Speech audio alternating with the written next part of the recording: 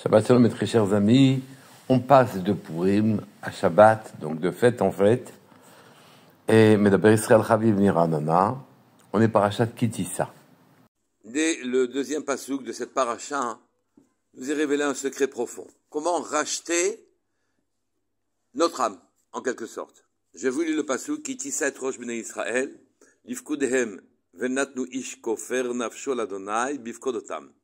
Lorsque on fera le dénombrement des Bnei Israël, lors du dénombrement, Natnu, ils donneront chaque homme devra donner pour le rachat de son âme à Hachem, bifkodotam quand elle est compte, velo yihiye bahem negef, et il n'y aura pas d'épidémie bifkodotam. Il n'y aura pas d'épidémie quand on les comptera. Ceux-là, ils donneront, zeyitne kol haover ala pikudim, machatzita shekel beshekel hakodesh. Et comment s'opérera ce rachat de l'âme? Chacun donnera, l'heure du décompte, une pièce d'un demi-shekel, qui était la monnaie en vigueur à l'époque. Le Yerushalmi nous explique que ce machatzita shekel, cette pièce d'un demi-shekel, c'était une pièce qui a été montrée à Moshe Rabbeinu par Hachem, qui l'a sorti mitachat, qui s'est à Kavod, de sous son siège saint, et il l'a montré à Moshe Rabbeinu. Et il lui a dit, c'est ça que donneront chacun des Israël pour ne pas qu'il soit frappé d'épidémie lors du décompte. Tosfot dans Choulin dit, c'est Akadosh Baruch Hu, il leur a montré, mais Moshe ne sait pas ce que c'est qu'une pièce d'un demi-shekel, c'est pas ça le problème. Dans Choulin Daf Membet, Tosfot dit, Moshe n'a pas compris comment une pièce d'un demi-shekel peut réparer une âme, peut être le rachat d'une âme qui a fauté. Puisque cette pièce faisait partie des choses que Moshe Rabbeinu n'a pas compris, donc le Tosfot dans Choulin nous fait part que l'incompréhension de Moshe ne concerne pas la perte, mais l'incompréhension de Moshe concerne le fait qu'une pièce, est-ce qu'on peut, avec une petite pièce, racheter son âme? Mais comment on donnerait l'ensemble de nos biens que ce serait insuffisant pour acheter l'âme? Alors, comment comprendre? En dehors de cette question, il nous faut répondre aussi à une autre question. Pour quelle raison le compte lui-même le dénombrement provoquerait-il une épidémie mortelle? Et enfin, pourquoi cette pièce en feu devait être, elle, en feu pour être retirée, pour être montrée à Moshe Rabbeinu? Et enfin, que le passage qui dit que finalement un riche devra donner autant qu'un pauvre, le riche n'ajoutera pas, le pauvre ne diminuera pas. Bon, que signifie cette obligation? Une petite introduction d'abord.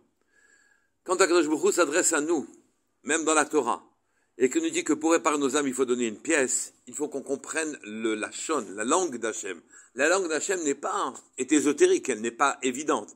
Et même dans la même langue, les personnes de cultures différentes ne se comprennent pas. Les mêmes mots ne veulent pas dire exactement la même chose. Kalva Chomer, quand c'est Hachem qui parle. Alors comment faire pour comprendre ce qu'Hachem veut de nous? Les Chachamim nous ont donné 4 types d'interprétations. Trois en plus du sens littéral. Le sens normal, on croit le percevoir et le comprendre. Mais ils nous ont donné à examiner le remez, à quoi ça fait allusion. Oui, ceci, un mot se rapproche de notre mot. Le drash, la drasha, les déductions que l'on peut en faire, et enfin, le sod, le secret qu'il contient. Donc, les 4 interprétations réunies les unes avec les autres, tout en rapport les unes avec les autres, nous permettent d'approcher, par l'intelligibilité, d'approcher ce qu'Akadosh Baruch Hu va dire. Et donc, quand Akadosh Baruch Hu nous demande de donner une pièce, il faut qu'on comprenne quel rapport y a-t-il entre cette pièce et l'effet qu'elle devrait avoir pour acheter nos âmes. Notre maître dans le Rabbi Yaakov à Bersera, dans le Pituchei Chotam, nous explique. Chacune des lettres du nom du mot Israël renferme en vérité une allusion à quelque chose de précis. Yesh Yishishim Ribo Otiot la Torah. Les premières lettres veulent dire il y a 600 000, 60 myriades de lettres dans la Torah. Et 600 000 âmes sont sorties d'Égypte pour se rencontrer au Sinaï, le Créateur, Akadosh Baruch Hu. Et chacune de ces âmes portait en quelque sorte une lettre.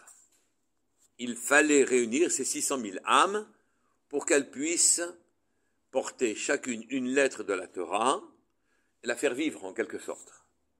Encore faut-il que nous étudions la Torah, qui est l'enseignement divin, qui est ce qu'Akadosh Baruch Hu nous dit de faire. Et si une personne n'étudie pas, la vitalité de sa lettre faiblit. La vitalité de la lettre faiblit dans sa transmission à nous. Et donc nous avons fait un défaut dans la transmission de la Torah. Vient alors le Sam, le Satan, et dit, bon, à ce moment-là, celui-là qui était destiné à porter telle lettre ne fait pas son travail, et à partir de ce moment-là, mérite-t-il de vivre? Il ne porte pas sa lettre. À quoi sert-il sur terre? Et donc le Satan vient prendre son dû.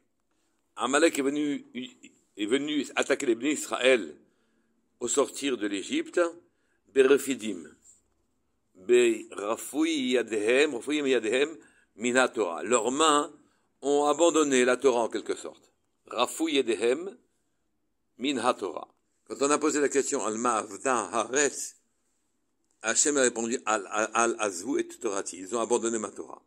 De grandes fautes, de grands péchés sont pardonnés, mais le fait même d'abandonner la Torah est une faute fondamentale. Et donc, puisque chacun de nous porte une lettre de la Torah, au moment où on dénombre, chaque lettre est isolée et est jugée, et l'âme qui porte cette lettre et qui devait la faire briller est jugée, et à ce moment-là, fusent les accusations du Satan en disant le travail de cette âme-là n'a pas été fait, mérite-t-elle d'être incarnée sur terre pour étudier la Torah? D'ailleurs, dans le passage quand c'est écrit Venatenu ish kofer, ils donneront un homme chaque homme kofer, le rachat. Le Chida ramène un sage qui lui a fait la gimatria, le nombre auquel ça correspond. Ish kofer correspond à 611, qui est exactement le même nombre que la Torah. Torah, 611. Un homme qui étudie a en quelque sorte payé le rachat de son âme. Il devra donner donc machatzit shekel. Quand on partage shekel en deux, shekel fait 430. Yir'a fait 216. Rouar fait, Yir'a fait 216 et Rouar 214. Quand une âme éveille en elle l'équivalent de sa moitié, c'est-à-dire Yir'a, la crainte divine, qu'elle éveille en elle cette crainte divine, alors elle se remplit de Rouar, d'esprit divin, qui la répare complètement. Les deux réparent l'âme. Yir'a 216 plus Rouar 214 font 430, l'équivalent de ce shekel. Mais vous pourriez me demander, à quoi Hachem fait-il allusion quand il demande qu'on donne pour réparer un demi-shekel? On a compris le demi-shekel, mais on est en train de parler de la réparation de l'âme. Eh bien, Nefesh aussi fait 430. Comme shekel. Dès lors, l'allusion d'Hachem est extrêmement claire. Notre Nefesh qui fait 430, Hachem nous suggère de le partager en deux pour éveiller en nous quelque chose dont la numération est la moitié, la Hira, la crainte divine, pour éveiller en nous le Ruach, pour retrouver l'esprit divin, l'esprit d'Hachem. Ainsi se ferait la réparation de l'âme et donc son rachat. L'âme est en quelque sorte comme cette petite pièce bien ronde qui ne fait qu'un demi-shekel. Shekel 430 en Gimatria et Nefesh 430 en Gimatria. Ici, la manière que nous avons eue pour comprendre ce qu'Akadosh Baruch Hu nous suggérait, c'est de passer par les Gimatriot, les numérations. Mais évidemment que nous devons donner ce demi-shekel pour acheter nos âmes.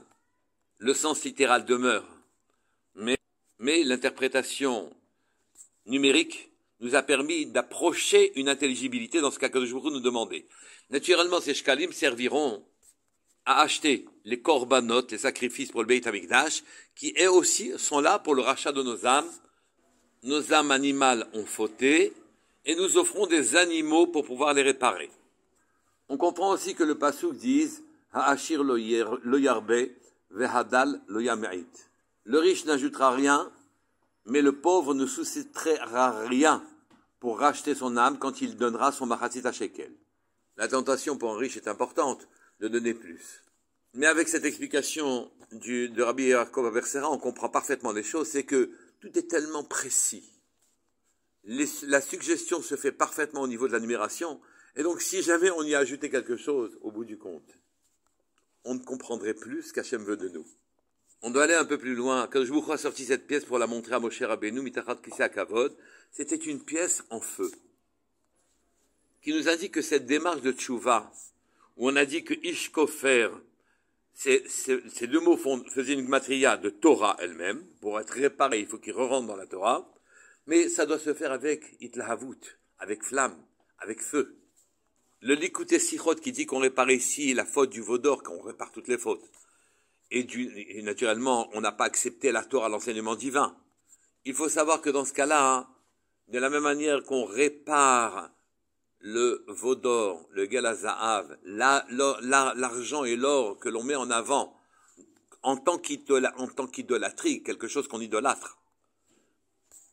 Si l'on veut réparer cette faute-là, il va falloir refaire fondre l'or.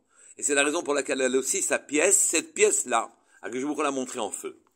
La volonté ferme, enflammée, de servir Hachem en étudiant avec force sa Torah.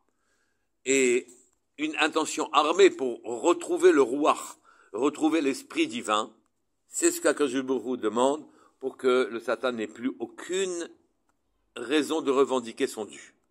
Quand chacun de nous donnera sa pièce, Machatzita Shekel dans le Beit HaMikdash, et aujourd'hui quand on ne peut pas la donner, qu'on la donne sous forme allusive à Purim, au moment où on donne cette pièce, on doit nourrir une intention puissante de revenir à la Torah et de l'étudier, de manière à ce qu'aucune accusation viendra peser sur notre âme. Shabbat Shalom Mevorach, Kol Touf.